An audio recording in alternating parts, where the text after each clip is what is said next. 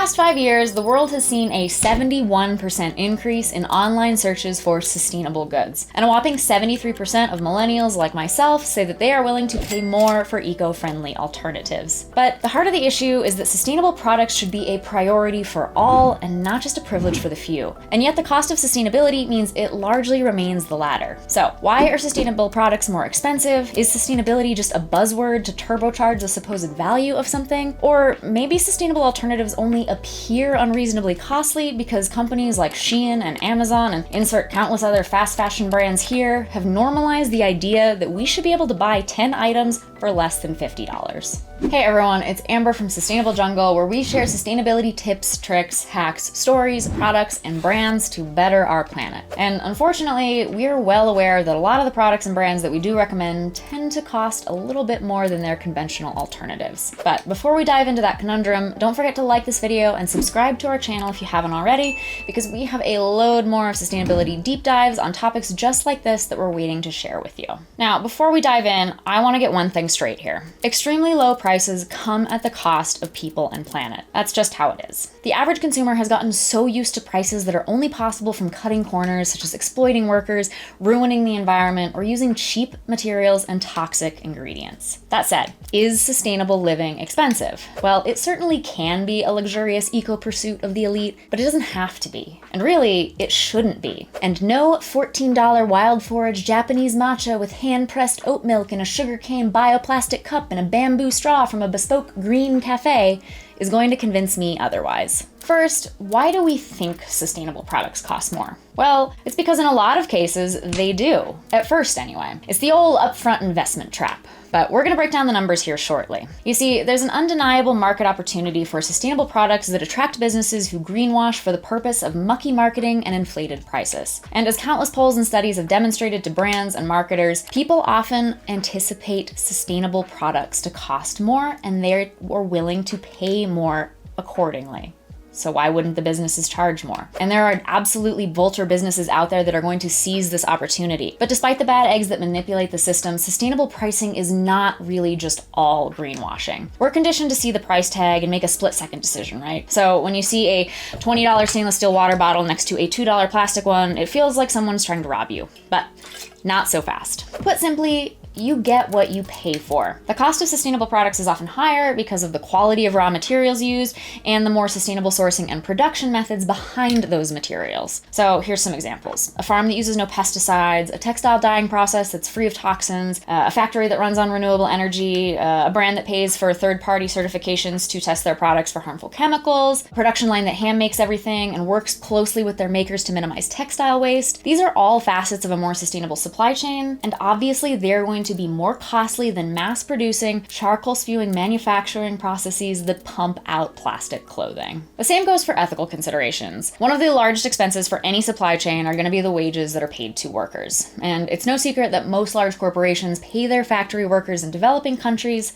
practically nothing. Did you know that 93% of garment workers are still not paid living wages? And keep in mind that those are living wages adjusted to the official living wage in the country that they're located in. As a sad example, the unsustainable ultra-fast fashion behemoth Shein was recently exposed for paying its Chinese factory workers as little as 4 cents per garment. And that's just kind of the tip of the iceberg with Shein. If you haven't watched our video on them yet, I'm going to link to it below, and I recommend you give it a watch. So, is that sustainable product really a higher price, or were we just lied to about what it actually costs to produce things with respect to the planet and the people that make it? Most likely, sustainable products cost closer to what everything should if people weren't exploited in the process. But I mentioned earlier that I was going to break it down for you, so let's look at some specific examples, starting with the sustainability movement's good old go-to, plastic and reusable water bottles. A plastic water bottle costs about $1.50, give or take where you live, and the average American goes through 156 of these per year. Now, that's $234 a year. On the flip side, a $20 reusable water bottle like this one here lasts for years and years and years. And even if, say, you use it for just 1 year, that's still less than 6 cents a day, and if you're gonna do the math and compare that to what you were spending on single-use water bottles, you're still saving money in the long run. And of course, that's not considering the fact that most sustainable water bottles are designed to last you much, much longer than 1 year. Now, Let's fire through some other examples. Next, we have reusable grocery bags. Plastic grocery bag costs you 10 cents, or it's free if you're lucky or maybe unlucky enough to live somewhere without a bag ban like I do. We don't have one here in Wyoming. But at the same time, a good reusable bag isn't gonna cost you anywhere from $2 to $5. And that's gonna last you for hundreds of trips if you try to buy a durable one and take care of it. Again, cost saving over time, especially considering how much more weight in groceries one reusable bag can hold versus one flimsy plastic bag. Plastic wrap. Plastic wrap rolls cost about $3 to $4. I'm assuming it's still about that. I don't know. I haven't actually bought them in years, but that's about what it used to be. But you tend to go through them pretty quick. Whereas a beeswax wrap set is going to cost you about $20. And depending on how frequently you use them, these can be used for over a year. And if you take care of them, they can be even used for longer than that. That's money saving right there. Cloth diapers and disposable diapers is another one. And I know this one sounds gross, but stick with me. Disposable diapers cost about $800 to $1,200 a year for just one baby. Whereas a pretty extensive cloth diaper set can cost about $300 and it can last for years and multiple babies. Now, cloth diaper enthusiasts swear it's worth it. Plus, it's not nearly as messy as it sounds. And we do actually have a whole other video on cloth diapers and our experiences with them if you do want to check that out too. Not everyone's a parent, so let's talk about something that everyone can relate to. Paper towels and reusable paper towels versus paper ones. You're spending probably about $120+ a year on paper towels. And that's no joke. Whereas a 12-pack of reusable cloths, they're gonna cost you about $20 and they will last forever. Even if you opt for something like a Swedish dishcloth, which is actually what this guy is here, it's made of compostable plant cellulose, and I can use this for over a year of wiping up all of my spills, and then if it does finally start to wear out and get thin, I can just toss it in my compost bin. And these are actually way more effective than paper towels as well because it can absorb way more liquid than a regular paper towel is. So I'm saving tons of money in not buying those. So again, I'm talking about a max of $10 for a cloth like this that can replace hundreds of dollars of paper towels. Or what about coffee cups? So here's a pro tip of someone who used to travel a lot. I mean, I used to live in a van, and thus I would get a lot of gas station coffee. And did you know that if you bring your own mug or cup, most gas stations and even some coffee shops will charge you less money? That's because the cost of a refill is lower than the cost of just a coffee, because obviously then they don't have packaging overhead to consider. If you're a daily coffee drinker, those savings add up fast, not to mention the hundreds of single-use cups that you're avoiding. Next, we have reusable menstrual products. Now, I remember when I was first looking at period underwear, I thought they looked unreasonably expensive. I mean, $30+ for one pair of panties. And then I did the math and I realized that they actually save a lot on pads over the long run. Plus, they don't feel like you're sitting in a diaper, which alone is well worth the cost for me personally. Now, a menstrual cup is an even better deal. You can get a really high quality one, by which I mean a medical grade silicone one, for anywhere from $15 to $30-ish. Now, I don't know the last time that you visited the menstrual care aisle, but that's like one box of tampons. And depending on your flow and how often you're gonna use them, that's gonna last maybe 2 to 3 months. Now, if you even replace these every few years as manufacturers typically state, which I don't really replace mine that often. As long as they're not cracking or damaged and you regularly clean and disinfect them, they can usually last a bit longer. But that still means that you are saving significantly even after just a few months of use. I'm gonna get a little bit more specific on this next one. So High Bar deodorant, this is the deodorant that I'm currently using and I love it. It is easily my favorite natural deodorant that I've ever tried. And believe me, I have tried a lot of them testing for our website. And this is partially why I love it. This tube right here costs $13 right now, which is a fair bit expensive compared to, say, a $5 tube of Secret, but here's the thing, it works so much better for me and it lasts so much longer. So despite the tube pretty much being the same size, and despite there being no sweat blocking aluminum in it, which is why I use it, it has actually lasted me so much longer than the old Secret tubes that I used to use. So I started using this exact tube in April of this year. It's now almost the end of October, and I apply a little bit in the morning, sometimes in the afternoon, depending on how hot and sweaty I got, and then again right before bed, and it's still not empty. As in, like, I'm like right here. I still have about a third of this left. I'm honestly so impressed with it.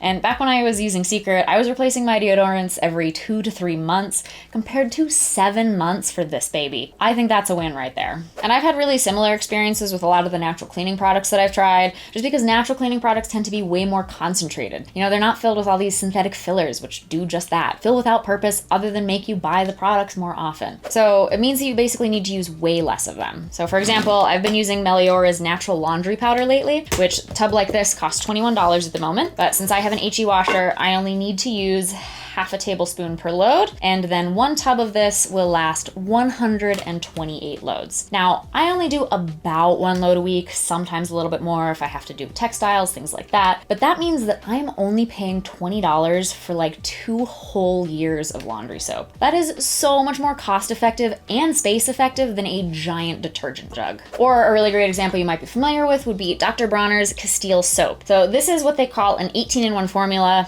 I always think that you could probably find more than 18 uses for it, but that's just what they say, and it's still impressive even with that. And it can basically replace every single item in your cleaning supply cabinet for $35 if you get something of this size. Because it's super concentrated, it lasts for ages, and you only need to use a tiny little bit. Like, I only use about 1/4 of a teaspoon if I use this for laundry, which I do for just kind of specific things. Shampoo bars are another one in this vein. So they're gonna be super concentrated, waterless formulas that last way longer than a liquid bottle. I'm currently testing out these bars by Brixie here. One of these costs $12.50, or you can buy 3 of them for $30, which would be $10 a bar. But these shampoo bars last my 2-person household for about 5 months. Now, before I switched to natural shampoo years ago, I used to buy pretty cheap Suave shampoo. It was still like their natural version, I guess. But that big bottle used to cost me about $5, and it would last for about 2 months. So shampoo bars may cost a little bit more, but you do just about break even or even save a little bit considering you have to buy them less often. So yes, as we can see in every single example here, sustainable products do have a higher upfront cost, but in the long term, they can save you some serious cash. For full transparency, not everything sustainable is going to be cheaper in the long run. Organic cotton clothes, responsibly sourced wood furniture, organic food, eco-friendly text, these cost more upfront, and sometimes they kind of just cost more always. But here's where you have to decide what matters. Quality over quantity, right? Because I hate to break this to you, but many of today's products are not only built to be disposable, but also built to be busted. This is called planned obsolescence, which makes reusables at the quality of disposables. It's a long-standing business strategy and sustainability nightmare to ensure that the current version of a product becomes outdated or useless within kind of a set time frame. Do you have an iPhone? Have you ever wondered why their performance, like speed, battery, life, all that, seems to decrease with every all too frequent software update? That's because planned obsolescence is written into Apple's very marketing strategy. Because what better way to convince people who can barely afford rent that they need the latest $1,000+ luxury iPhone than to make their old one non-functional? The fact is that quality, sustainable products often, almost always really, last a lot longer, reducing the need to replace them as often as their cheaper, unsustainable counterparts. And unfortunately, we don't really have a solution for the Apple problem yet because the tech sector is kind of lagging way behind as far as sustainable products and circularity focus goes. But that's another issue. But it does hold true in pretty much every other industry. Fast fashion tee from Gap that I have right here cost me maybe $10. It's been worn a handful of times and there's already holes in it. Right there. Whereas a sustainable shirt like the one that I'm wearing right here, which is made of organic cotton, I have worn countless times this summer and it still looks like it's brand new. Plus, the thing is that we are more likely to keep things that cost us a lot of money. It's easy to toss out a fast fashion item or a cheap piece of IKEA furniture when we move because it can easily be replaced. But we're a lot less likely to just toss something away that cost us a lot of money in the first place. At the very least, we're more likely to try to resell it so that we kind of have a little bit of opportunity to recoup some of that cost, and we're also likely to have more success in reselling it. But I get that knowing quality products are better and actually being able to afford to buy them are not always one and the same. Times are tough. The economy is just sinking lower and lower as our grocery bills and housing costs skyrocket. I'm literally shocked every time I go to the grocery store. I'm like, a year ago, this cost me half this much. And when people can barely afford the basic necessities, can we really blame them for not choosing products that cost twice as much? One recent poll of Gen Z and millennials revealed that a whopping 96% think that they can't afford sustainability due to the rising costs of living. That said, there are a lot of things that you can do that can help pretty much everybody shop a little bit more sustainably without necessarily paying a premium price for products. And I'm gonna go through some of them right now. So the first one is thrifting. I know you're all so surprised that this was my first go-to. If you've watched our channel before, you know that I love thrifting. I have a closet that is at least probably 50% thrifted. And shopping from secondhand stores stops the sourcing, manufacturing, and shipping impacts of a new item. It also stops items from going to landfill that are still good. And if those two positives alone weren't enough, thrift shopping and flea markets and all that kind of stuff are literally the most affordable form of shopping that exists. And even though we have seen thrift store prices kind of skyrocket over the last few years, that doesn't mean that they're not still way more affordable and sustainable than buying new.